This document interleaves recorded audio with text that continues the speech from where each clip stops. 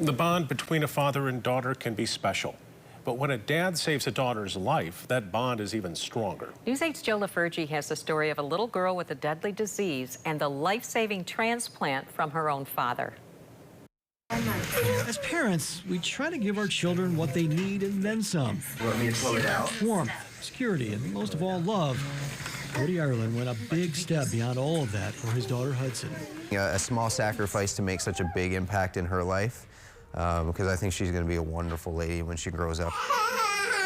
He was at about 5 months old when the now 2-year-old began getting sick. Tests were administered, drugs were prescribed, Hudson would rally and relapse. Then came news from the doctor.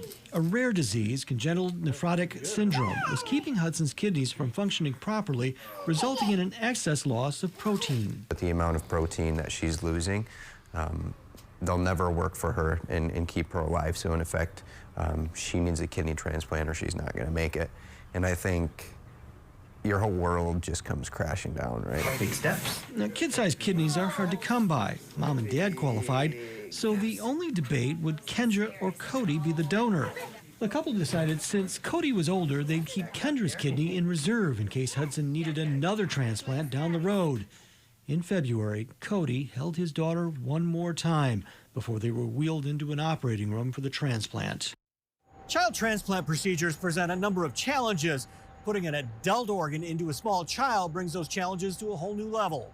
But it can be done, and it can be done reasonably safely and successfully. All right, Miss Hudson, can I listen to you, please? Hudson's surgeon, Dr. Jens Goebel, says 5 years ago that wasn't the case for patients like Hudson. Turn it around. Today, Dr. Goebel is using the word curative when it comes to the transplant, Hudson's prognosis, and the prognosis of future pediatric kidney disease patients in West Michigan. We're totally thrilled. I have a frog in my throat when I talk about Hudson and when I see her in clinics and stuff. We give it back? Thanks to Hudson and a few other young, small patients, we are, as a program now, more able to do these transplants for smaller recipients, so these children don't have to travel to other centers, say, out of state. All right, guys, we'll talk this afternoon. 2 months after the transplant, Bye, Hudson. Have a good weekend. and the little girl who was chronically sick for the first part of her young life is now a ball of fire. Weekly checkups have become as positive as the smile on the toddler's face. Having the team that we have had here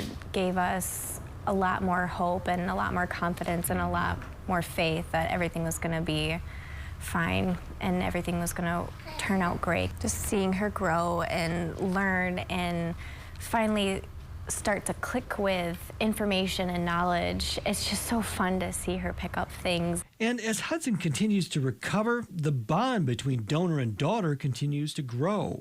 I didn't think that was possible with them. She's already a daddy's girl, Yeah, 100%. She gets a little jealous at times about the affection that Hudson likes to give me. Doctors will continue to keep a close eye on Hudson's progress, but as far as Kendra and Cody are concerned, they have their little girl back. It's a 180. Yeah, we joke around that we got another kid, a different kid, and you go from seeing what she was to what she is now, and it makes all those dark times, all those hard times, it makes them seem just so small. And Cody, who says he's getting his strength back following the transplant, is paying it forward. Visiting parents at Helen DeVos facing the same uncertainty he and Kendra faced just a few months ago. Just to give them our experience and kind of maybe put their mind at ease. And just another reason I love this story being shared, because I want people to know it's going to be okay. In Grand Rapids, Joe LaFurgey, News 8. No hesitation to help. No, not at all.